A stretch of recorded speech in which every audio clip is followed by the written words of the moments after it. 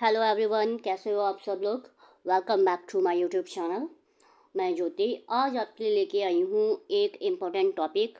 जैसा कि आपको स्क्रीन पे शो ही हो रहा होगा, इंटरनेशनल लेबर ऑर्गेनाइजेशन ILO। इसके 30 एडवांस MCQ हैं with explanation. Apart from that previous year में इसके क्या क्या क्वेश्चंस आए वो भी मैंने इसमें इंक्लूड किए हैं। ठीक है, और वो एक तरह से आपके लिए एक कंप्लीट PYQ एनालिसिस हो जाएगा। वैसे मेरी तरफ से 30 MCQs हैं, लेकिन इसमें PYQ एनालिसिस भी ऐड है, तो ये आपके 40 क्वेश्चन तक अराउंड हो जाएंगी, 35 to 40 हो जाएंगी। ठीक है, तो आज हम एक बहुत इंपॉर्टेंट इंटरनेशनल बॉडी के बारे में बात कर रहे हैं, ILO। ठीक है, ये सिर्फ एक UN एजेंसी नहीं बल्कि एक मूवमेंट है जो कि दुनिया भर के वर्कर्स के लिए सोशल जस्टिस और डिसेंट वर्क का मिशन लेकर बनी थी। ठीक है, अगर आप UPSC APFC या APFO एग्जाम के लिए प्रिपेयर कर रहे हो तो ILO का कॉन्सेप्ट आपके लिए समझना बहुत ज़रूरी है, क्योंकि ये ही एक लेबर लॉ की फाउंडेशन है और इंडिया के कई एक्ट डायरेक्टली ILO के रिकमेंडेशन से ही इंस्पायर्ड हैं। तो अब हम देर नहीं करते। ठीक है, अब हम स्टार्ट करते हैं हमारे क्वेश्चंस। पहले क्वेश्चंस का आंसर तो आपको ऑब्वियसली शो ही हो गया है, तो आगे मैं ध्यान रखूँगी। चलो, हमारा फर्स्ट क्वेश्चन है, ILO was establish in 1990 as part of treaty of Versailles, which of the following reflecting the guiding philosophy behind its creation. Option है industrial expansion through free trade, option B ensuring lasting peace based on social justice and human working condition, option 3 economic repartition after the war, and option D post war reconstruction of Europe. तो इसका answer है आपका option number B. Option number B क्या कहता है? Option number B कहता है ये जो फाउंड हुआ था ना, ठीक है, इसका ILO कब बना था? ILO बना था आपका 1919 में। क्यों बना था? ट्रीटी ऑफ वर्साइल्स के का पार्ट है इसलिए बना था। ठीक है, और इसका मोटिव क्या था? इसका मोटिव था पीस थ्रू सोशल जस्टिस, मतलब peace peace through social justice, ये इसका मोटिव था। ठीक है, और इसमें क्या कहा गया था? इसमें ये कहा गया था कि अगर लेबर के साथ, अगर हमारी लेबर के साथ गलत होगा तो दुनिया में शांति नहीं बनी रहेगी। ये ILO का एक मोरल फाउंडेशन था। ठीक है, मैं आपको जो एक्सप्लेनेशन है इसके अलावा भी काफ़ी चीज़ें बताऊंगी, तो आप नोट डाउन करते रहना। ठीक है, और इसी वजह से ये ऑर्गेनाइजेशन यूनिक ऑर्गेनाइजेशन है। ठीक है, आई होप आपको फर्स्ट क्वेश्चन क्लियर होगा। अब देखते हैं हमारा सेकंड क्वेश्चन।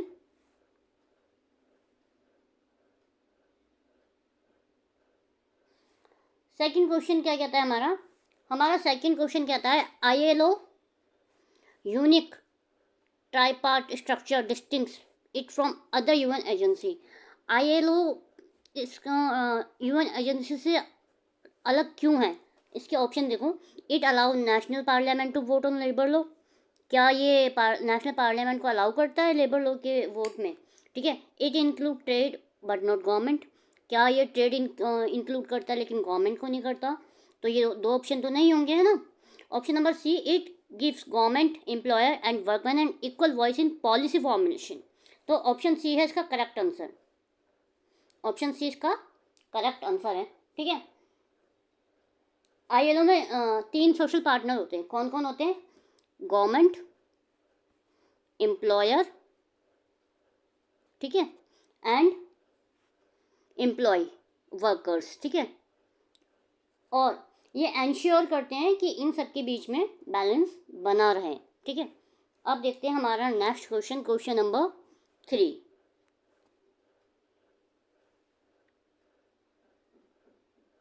चलो क्वेश्चन नंबर 3 पे आते हैं।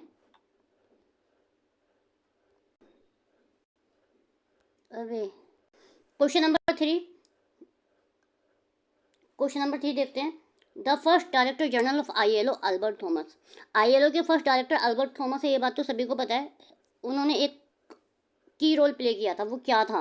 मतलब उन्होंने ऐसा क्या किया था, ये आपको बताना है ऑप्शन देख के। द ब्रेटन वुड एग्रीमेंट किया था, फॉर्मेशन ऑफ UNDP किया था, ठीक है, या institutionalization labour standard setting and supervision mechanism किया था, या फिर किया था creating the international court of justice. तो उन्होंने क्या किया था, इसका आंसर है ऑप्शन नंबर सी। ठीक है, institutionalising labour standard setting and supervision mechanism इसका आंसर है। एल्बर्ट थॉमस जो कि आईएलओ के फर्स्ट डायरेक्टर थे, उन्होंने सिस्टम बनाया कि हर देश अपनी प्रोग्रेस रिपोर्ट देगा। ठीक है, मतलब कन्वेंशन सिर्फ अडॉप्शन के लिए नहीं होंगे, उन्हें इम्प्लीमेंट भी करना होगा, और इसी वजह से आईएलओ में अकाउंटेबिलिटी का कल्चर स्ट्रांग हुआ। ठीक है, अब देखते हैं हमारा next question, question number 4। Question number 4 देखते हैं। चलो, क्वेश्चन नंबर 4 देखने से पहले आप ये देखो, ये क्वेश्चन PYQ का है। ठीक है, ये आया है आपका 2023 में आया, यूपीएससी के एग्जाम में, ALC के एग्जाम में आया था। इसमें ये पूछा गया है, section 11A was inserted in the ID act 1947 to implement. ID act में एक सेक्शन इंसर्ट किया गया था 11A, वो ILO के कौन से रिकमेंडेशन था, कौन से नंबर का रिकमेंडेशन था? तो वो था ऑप्शन नंबर सी, 119। ठीक है, 119। इसमें क्या कहा गया था, चलो अब इसकी एक्सप्लेनेशन भी मैं आपको दिखा देती हूँ। ठीक है, ये अगर आप PYQ भी करते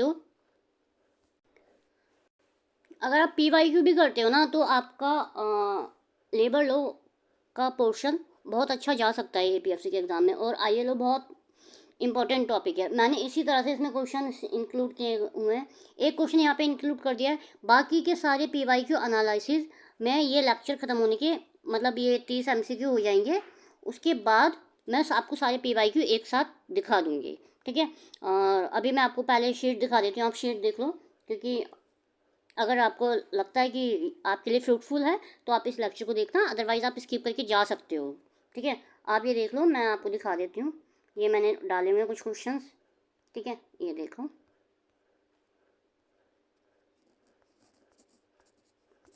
और कुछ क्वेश्चंस लास्ट में भी हैं इसके, ये देखो। ठीक है, अब देखते हैं हमारा question number 4। Which of the following statement are correctly describe the transformation of ILO status. इनमें से कौन सा ऑप्शन करेक्टली डिस्क्राइब कर रहा है ILO के ट्रांसफॉर्मेशन को? ठीक है, ऑप्शन देखते हैं हमारे। ऑप्शन है, it become a part of the League Nation secretariat, या फिर option B, it was replace by the UN human right councils. Option number C, it become the first specialised agency of the newly created UN, या फिर it merge with international trade organisation. तो इसका answer है option number C. ठीक है, option number C is the correct answer of this question. देखो क्या हुआ था, जब हमारा वर्ल्ड वॉर सेकेंड के बाद लीग ऑफ नेशन तो ख़त्म हो गया था, लीग ऑफ नेशन हमारा ख़त्म हो चुका था, लेकिन हमारा ILO बच बचा रह गया था। ठीक है, तो 1946 में 1946 में क्या हुआ, UN नेशन ने उसे अपना पहला स्पेशलाइज एजेंसी क्रिएट बना दिया। ठीक है, मतलब अब ILO UN के सोशल और इकोनॉमिक्स गोल के साथ लिंक हो गया था। आई होप आपको ये क्लियर होगा। ठीक है, चलो अब हम देखते हैं हमारा next question, question number 5।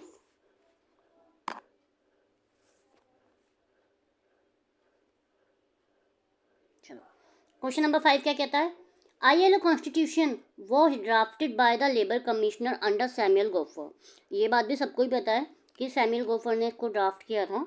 The inclusion of 9 countries, ठीक है, उसमें 9 कंट्रीज को इंक्लूड किया गया था। वो क्या आइडिया रिफ्लेक्ट करती हैं, economic diversity, international consensus on social justice, colonial interest, या पॉलिटिकल न्यूट्रलिटी ऑफ ट्रेड।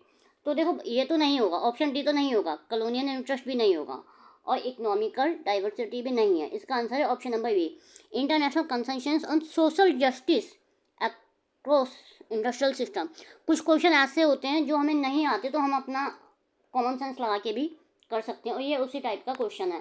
ठीक है, अब देखो मैं इसका आपको बताती हूँ। जो सैमुअल गोफर थे ना, वो अमेरिकन लेबर लीडर थे, उन्होंने ILO का कॉन्स्टिट्यूशन ड्राफ्ट किया था।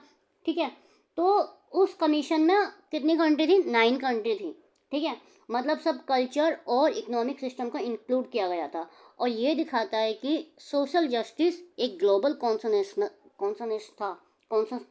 कॉन्सनेस था, ठीक है, ना कि सिर्फ यूरोप का कंसेप्ट था। तो इसलिए अक्रॉस इंडस्ट्रियल सिस्टम ये इसका करेक्ट आंसर है। अब हम देखते हैं हमारा next question, question number 6। The international labour, इसके ऑप्शन नीचे हो गए तो ऑप्शन नीचे देखेंगे हम। The international labour ILC perform a legislative function because, देखो जो हमारी ILC है वो लेजिस्लेटिव फंक्शन परफॉर्म करती है। ऑप्शन क्या है इसके, इट इलेक्ट DG, ये DG इलेक्ट करती है, ये किसका ऑप्शन है। अब देखते हैं हमारे अदर ऑप्शंस, आंसर आपको दिख गया है, ठीक है। Option C, it conduct audit, ये ऑडिट कंडक्ट करता है, या ये ट्रेड सैंक्शन करता है। तो इसका आंसर है option B, it adopt international convention and recommendation after debate and voting, ठीक है। तो इसमें क्या कहा गया है, इसमें कहा गया है कि ILC is like a ILO parliament. ILC कैसा है, लाइक ए ILO का पार्लियामेंट, आप इसे कंसिडर कर सकते हो, ठीक है। इसमें क्या होता है, इसमें ये होता है कि ILO को आप पार्लियामेंट समझ लो, ठीक है, इंटरनेशनल लेबर कॉन्फ्रेंस। और ये हर साल कहाँ होता है, ये हर साल होता है आपका जिनेवा में, ठीक है, जिनेवा में होता है। और यहाँ पर क्या होता है, यहाँ पर नए नए कन्वेंशंस बनाए जाते हैं और रिकमेंडेशन अडॉप्ट किए जाते हैं, और हर मेंबर यहाँ पे वोट करता है, ठीक है, हर मेंबर वोट करता है कि गवर्नमेंट, एम्प्लॉयर और वर्कर सबके पास इक्वल होती है, ठीक है। अब मैं आपको बताती हूँ कि ILC इंटरनेशनल लेबर की कॉन्फ्रेंस की मीटिंग कब कब होती है। तो ये होती है every year in the month of June. ये इंपॉर्टेंट पॉइंट है, आप याद रखना। ILC की मीटिंग कब होती है, ILC की इंटरनेशनल लेबर कॉन्फ्रेंस की मीटिंग होती है every year in the month of June, ठीक है। चलो अब हम देखते हैं हमारा नेक्स्ट क्वेश्चन, ये PYQ एनालिसिस का ही आ गया है। इसका आंसर मैं आपको नहीं बताऊंगी अभी, क्योंकि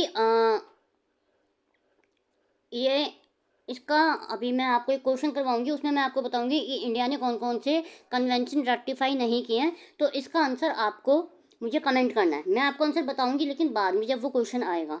तो अभी आप ये क्वेश्चन देखो कि इसमें ये कहा गया है, which two of the following convention of ILO related to freedom of association, right of association and collective bargaining had not been rectified by India. इसमें नाम बता दिए, अब आपको कन्वेंशन नंबर पहचानने हैं, ठीक है, कि इनमें से कौन कौन से उनके नाम हैं, ठीक है। तो ये मैं आपको अब आगे कराऊंगी, तो इसका आप स्क्रीनशॉट ले लो, इसका आंसर आपको मुझे कमेंट में करना है मेंशन, ठीक है। अब देखते हैं हमारा ये भी PYQ ही है, ठीक है। चलो अब हम देखते हैं हमारा next question, question number 7। Question number 7 क्या कहता है, India has a permanent non elective member of the governing body since 1922। देखो India permanent non elective member है 1922 से, बिकॉज क्यों है, रीजन पूछ रहा है ये। फर्स्ट रीजन है it's colonial status under the British empire, या फिर इट्स मेंबरशिप इन कॉमनवेल्थ, या it is one of the 10 country of chief industrial importance, या इट्स पॉपुलेशन साइज। तो इसका आंसर है option number C.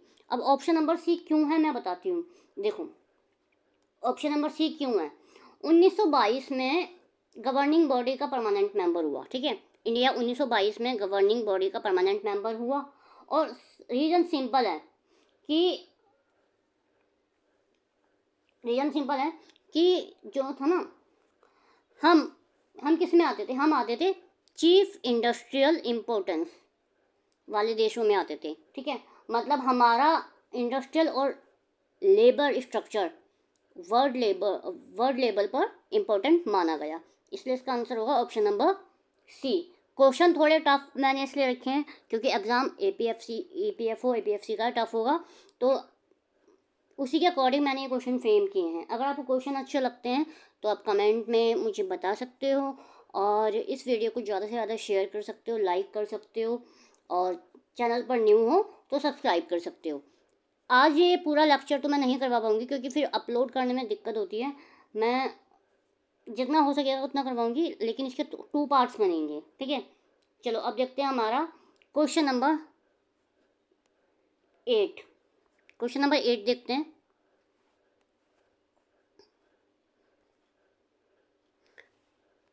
Which of the following best explain the legal difference between ILO convention and recommendation. अब यहाँ पे ये कह रहा है कि इनमें 4 ऑप्शन में से कौन सा बेस्ट रिकमेंडेशन है जो लीगल डिफरेंस को एक्सप्लेन कर रहा है बेस्ट, ठीक है। तो इसका आंसर ऑप्शन देखें, ऑप्शन देखते हैं। Convention is adopted by UNGA, recommendation is not. Option B, convention create binding legal obligations once rectified while recommendation serve as a policy guide. Option number C, recommendation precede convention in hierarchy. Option number D, convention is voluntary, recommendation is mandatory. तो ये दिए हुए statement ये आपको find out करना है। इसका answer है ऑप्शन नंबर बी।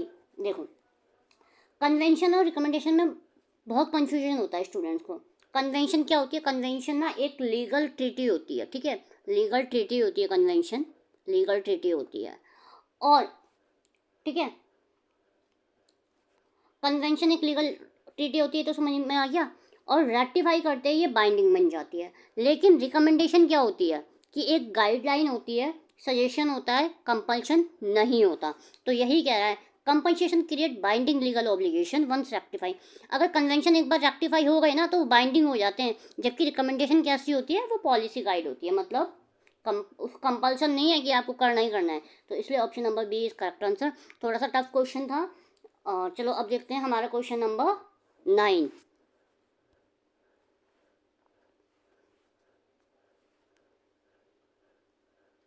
ये देख लो, ठीक है। Question number 9, ILO soft law approach refer to. ILO soft law approach क्या रेफर करती है? वीक एनफोर्समेंट ऑफ इस कॉन्स्टिट्यूशन की वीक एनफोर्समेंट करती है, या फिर करती है reliance on persecution, reporting and peer pressure instead of coercive sanction, या फिर करती है फोकस ऑन डोमेस्टिक आर्बिट्रेशन, या फिर करती है बाइंडिंग डिस्प्यूट रेजुलेशन सिस्टम। तो ये करती है ऑप्शन नंबर बी, इसका करेक्ट आंसर है। Reliance on persecution, reporting and peer pressure instead of coercive sanction. अब मैं इसका सिंपल में बताती हूँ, ठीक है। देखो, ILO क्या प्रमोट करता है? ILO प्रमोट करता है कंप्लाइंसेस। ILO प्रमोट करता है कंप्लाइंसेस, प्रमोट करता है किसके थ्रू करता है? कंप्लाइंसेस प्रमोट करता है ILO। रिपोर्टिंग और पीर डायलॉग। पीर क्या होते हैं? मतलब जो काम कर रहे होते हैं आपस में, पीर डायलॉग, नॉट पनिशमेंट। ये नहीं कि उन्हें वो पनिशमेंट दे रहा है, ठीक है। और यही चीज़ इसकी कहलाई जाती है सॉफ्ट लॉ अप्रोच, ठीक है। सॉफ्ट लॉ अप्रोच मतलब एम्प्लॉय को आप कंप्लाइंस के थ्रू वर्क करवाओगे, पनिशमेंट के थ्रू नहीं। और यही अप्रोच इसकी कहलाती है सॉफ्ट लॉ अप्रोच, ठीक है। आई होप आपको ये क्वेश्चन क्लियर होगा। ऑप्शन नंबर सी इसका करेक्ट आंसर है। अब देखते हैं हमारा क्वेश्चन नंबर 10, ठीक है। क्वेश्चन नंबर 10, चलो। ILO supervisory system include the committee of expert it function its। ILO supervisory system में कमेटी के जो फंक्शन एक्सपर्ट होते हैं उनमें कौन कौन इंक्लूड होते हैं, ये बताना है आपको। देखो, represent trade union internationally. Option B, propose labour market reform in developing country. Option C, examining member state report on compliance with convention. या option D, conduct field inspection of industries. तो इसका आंसर है option number C. Supervisory में ILO क्या देखता है? जो हमारे मेंबर हैं उनकी रिपोर्ट कंप्लाइंस देखे जाते हैं कन्वेंशन के साथ। तो ये कॉमन सेंस वाला क्वेश्चन था, ठीक है। इसमें इतना कुछ टफ नहीं है। अब मैं आपको बताती हूँ, जो कमेटी ऑफ एक्सपर्ट है ना, ये कब बनी थी? ये बनी थी आपकी 1926 में बनी थी कमेटी ऑफ एक्सपर्ट। और इसमें क्या कहा गया था कि जो भी मेंबर हैं, ठीक है, उनकी रिपोर्ट्स को एग्जामिन करना, ये चेक करती है कि मेंबर कंट्री, जो हमारी मेंबर बनी हुई है कंट्री, अपने कमिटमेंट को फॉलो कर रही हैं या नहीं कर रही। बेसिकली ये ILO का ऑडिट सिस्टम है, लेकिन पनिशमेंट नहीं है। ये किस पर बेस है? ये रिव्यू पे और एडवाइस मॉडल पर काम करता है। तो इसका आंसर है ऑप्शन नंबर सी। आपको यहाँ तक क्लियर होगा। अब देखते हैं हमारा नेक्स्ट क्वेश्चन, क्वेश्चन नंबर 11, ठीक है। क्वेश्चन नंबर 11 देखते हैं। आंसर दिख गया, कुछ बच्चों को दिख गया होगा। चलो, India approach to ILO convention can be describe a selective rectification. India, ठीक है, दिस मीन सिलेक्टिव रेक्टिफिकेशन का मतलब क्या है? ऑप्शन देखते हैं। India avoid all convention on civil right, क्या अवॉइड करेगी all convention on civil right पर? India rectify only those convention that alive with existing domestic law and condition, या फिर India rectify convention after parliamentary debate, या फिर India rectify only core convention. तो इसमें सुनो, एक इंटरेस्टिंग बात बताती हूँ। इंडिया का ILO कन्वेंशन रेक्टिफाई करने का स्टाइल ना थोड़ा सा अलग है, कि हम सिलेक्टिव रेक्टिफिकेशन फॉलो करते हैं, ठीक है, सिलेक्टिव रेक्टिफिकेशन फॉलो करते हैं। तो इसमें ये आएगा ऑप्शन नंबर 20 का करेक्ट आंसर है। India rectify only those convention that align with existing domestic law and condition, कि मतलब पहले हम अपने डोमेस्टिक लॉ को अलाइन करते हैं, ठीक है, पहले हम अपना डोमेस्टिक लॉ देखेंगे कि क्या है क्या नहीं है, फिर हम कन्वेंशन को रेक्टिफाई करते हैं। ये एक स्मार्ट अप्रोच है ताकि बाद में कोई लीगल कॉन्फ्लिक्ट ना हो। आई होप आपको क्वेश्चंस अच्छे लग रहे होंगे, ठीक है। चलो अब देखते हैं question number 12। ILO declaration on fundamental principle and right and work 1998 legally bind all member to. अब इसका आंसर तो आपको शो हो ही जाएगा, ठीक है, क्योंकि नेक्स्ट पेज पर है क्वेश्चन नंबर 12। चलो कोई बात नहीं। Rectify all core convention within 10 year, ये इसका ऑप्शन है नहीं। Respect promote and realise the principle of core convention even not rectify, yes, B इसका करेक्ट आंसर है, ठीक है। चलो इस क्वेश्चन में कुछ खास नहीं था। अब देखते हैं इसका, मैं आपको सिंपल वे में समझा देती हूँ। देखो इस क्वेश्चन में क्या कहा गया है, 1998 का डिक्लेरेशन याद रखना, ठीक है। उसमें ये कहा गया था, ये 1998 का जो डिक्लेरेशन था ना, ये एक लैंडमार्क डॉक्यूमेंट था हमारा, ठीक है, लैंडमार्क डॉक्यूमेंट था 1998 का डिक्लेरेशन, ठीक है। इसमें क्या कहा गया था, इसके हिसाब से अगर कोई देश ILO मेंबर है तो उसे कोर लेबर प्रिंसिपल फॉलो करने ही पड़ेंगे, चाहे उसने कन्वेंशन फॉलो किए हों या ना किए गए हों। इसका सिंपल ये मीनिंग है। अब देखते हैं हमारा क्वेश्चन नंबर 13। चलो, ILO 2022 decision to expand its list of core convention to include 155 and 187 primary highlighted which dimension। ये कह रहा है कि 155 और 187 किसको हाईलाइट कर रहे हैं, ठीक है। तो ये हमारा करते हैं आपका occupational safety and health as human right, ये इसको करते हैं। देखो इसका मैं आपको बताती हूँ क्यों करते हैं। जब हमारा कोविड आया था ना, तो कोविड के बाद ना ILO ने एक बड़ा स्टेप लिया 2022 में। 2022 में एक स्टेप लिया और 2 नए कोर कन्वेंशन ऐड करे थे, वो था 155 और 187, ठीक है। और ये दोनों किससे रिलेटेड थे, ये दोनों थे ऑक्यूपेशनल सेफ्टी और हेल्थ से रिलेटेड थे, ठीक है। अब सेफ वर्क कंडीशन को ह्यूमन राइट माना गया है और ये एक रिवोल्यूशनरी मूव था इंडिया का, ठीक है। अब देखते हैं हमारा क्वेश्चन नंबर 14 के बाद क्वेश्चन नंबर 50 करके ये यहीं पे शट डाउन करेंगे इस लेक्चर को, और इसका सेकंड पार्ट मैं एज सुन एज पॉसिबल लाऊंगी। सेकंड पार्ट देखना मिस मत करना, क्योंकि सेकंड पार्ट में बहुत ज़्यादा PYQ एनालिसिस हैं। ये क्वेश्चन तो मेरे बनाए हुए हैं, लेकिन सेकंड पार्ट में मेरे बनाए हुए क्वेश्चंस भी होंगे प्लस PYQ एनालिसिस भी होंगे। तो सेकंड पार्ट को मिस मत करना और इस पार्ट को भी देख लेना। चलो अब देखते हैं हमारा क्वेश्चन नंबर 13 तो हो गया ना हमारा, हाँ। क्वेश्चन नंबर 14 देखते हैं। चलो, द फिलाडेल्फिया डिक्लेरेशन जो 1944 में हुई थी, reaffirm the ILO aim during world war 2 by emphasising, इसने किस पे एम्फसाइज किया था, ठीक है। इकोनॉमिक प्रोटेक्शन पे किया था, human right, social security, full employment पे किया था, लेबर नेशनलाइजेशन पे किया था, टेक्नोलॉजी अप स्किल पे किया था। तो इसने किया था ह्यूमन राइट्स पे। ILO का अगर आपको क्वेश्चन नहीं आता कहीं पे ह्यूमन राइट्स हो रहा है तो आप उसका टिक कर सकते हो, क्योंकि ILO वर्कर से रिलेटेड है, ह्यूमन राइट्स से रिलेटेड है, इस चीज़ को आप ध्यान में रखना, ठीक है। अब देखो 1944 का जो मैं इसकी एक्सप्लेनेशन बताती हूँ। 1944 का जो फिलाडेल्फिया डिक्लेरेशन आया था ना, ठीक है, उसने क्या कहा था, वो एक टर्निंग पॉइंट था। उनने ILO ने क्या किया था, ILO ने अपना फोकस सिर्फ वर्कर तक लिमिट नहीं रखा, वर्कर तक सीमित नहीं रखा। उन्होंने कहा human welfare for all, human welfare for all, उन्होंने ये कहा था, ठीक है, ये कहा गया था। और इसने क्या किया था, ILO को ILO कह रही हूँ, ILO को एक सोशल जस्टिस बेस्ड ह्यूमन बना दिया था, सोशल जस्टिस बेस्ड ह्यूमन बनाया था। ठीक है, अब देखते हैं हमारा next question, question number 15। Question number 15 क्या कहता है? क्वेश्चन नंबर 15 में हमें ये दिए गए हैं कि जो हमारे ILO के कोर कन्वेंशन है, द क्वेश्चन नंबर 15 कहता है the ILO core convention are most directly link to which sustainable development goal, किससे लिंक्ड है ये? तो ये तो बहुत इजी क्वेश्चन है, ये तो आप बता सकते हो ना। देखो, जेंडर इक्वलिटी से नहीं है, रिड्यूस इनइक्वलिटी से नहीं है, तो ये है आपका decent work and economic condition, option number सी।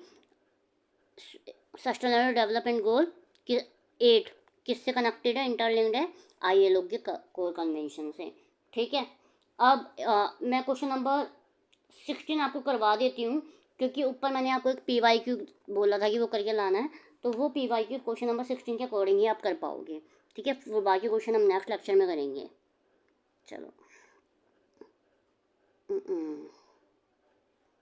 ओहो, देखो क्वेश्चन नंबर 16 क्या कहता है? India has rectified 6 out of 10 core convention. 10 में से 6 रेक्टिफाई किए हैं इंडिया ने, जो अनरेक्टिफाई हैं उन इन चारों में से कौन से? तो वो हैं आपका 87, 98, 155, 187। ठीक है, और इनके नाम ये नीचे दिए गए हुए हैं, freedom of association, collective bargaining, occupational safety. अब मैं एक एक करके आपको नाम बता देती हूँ। 87 क्या कहता है? 87 हमारा है फ्रीडम ऑफ एसोसिएशन। ठीक है, और 98 हमारा क्या है? 98 का मैं इसमें मेंशन करना भूल गई हूँ, वो मैं आपको बता देती हूँ। 98 है आपका right to organise, right to organise and collective bargaining convention. ठीक है, 87 बता दिया, 98 बता दिया। 155 क्या है? 155 है आपका ऑक्यूपेशनल सेफ्टी, और 187 क्या है? 187 है आपका प्रमोशनल फ्रेमवर्क, प्रमोशनल फ्रेमवर्क। ठीक है, प्रमोशनल फ्रेमवर्क है। अब आपको ऊपर वाला जो PYQ था उसमें ये पूछा गया था कि ये चारों नाम दिए गए हैं और इनके नंबर बताने थे। अब मैंने आपको नंबर भी बता दिए और नाम भी बता दिए हैं, तो आपको उसका आंसर यहाँ पर मुझे कमेंट बॉक्स में करना है। ये PYQ है। ठीक है, और इसके लिए मैं अभी करवा देती हूँ। देखो क्योंकि फिर ये रह जाएगा। क्वेश्चन नंबर 9 में पूछ रहा है कि कन्वेंशन नंबर 1111 क्या एड्रेस करता है? तो ये आपका एड्रेस करता है option number 2, discrimination employment and occupation convention. ये कब अडॉप्ट किया गया था? ये किया गया था 25 जून 1958 को अडॉप्ट किया गया था। ठीक है, और ये फोर्स में कब आया था? ये आया था आपका फोर्स में आया था 15 जून 1960 को। ठीक है, अपार्ट फ्रॉम दैट आप ये इसका सेकंड पार्ट मैं एज सुन एज पॉसिबल लाऊंगी। अगर आपको ये लेक्चर अच्छा लगता है तो इसे लाइक करें, कमेंट करें और बताएं मुझे आपको कौन सा नेक्स्ट ऐप चाहिए PYQ एनालिसिस के लिए और किस टाइप के MCQ चाहिए। कमेंट में आप मेंशन कर देना, और हो सके तो ये लेक्चर उन लोगों को भी फॉरवर्ड करना जो कोर्स बाय नहीं कर सकते, क्योंकि बहुत सारे यूट्यूब चैनल EPFO APFC के नाम पे बहुत महंगे महंगे कोर्स बेच रहे हैं, लेकिन उनका कोई बेनिफिट नहीं हो पा रहा है। ठीक है, ये मेरा पर्सनल एक्सपीरियंस है, क्योंकि स्टूडेंट कमेंट करते हैं कि हमने इस चैनल से लिया लेकिन कुछ भी नहीं हो पा रहा। तो अगर आपको लगता है कि ये लेक्चर्स फ्रूटफुल रहेगा तो अपने दोस्तों में भी शेयर करना। Bye bye guys, thank you.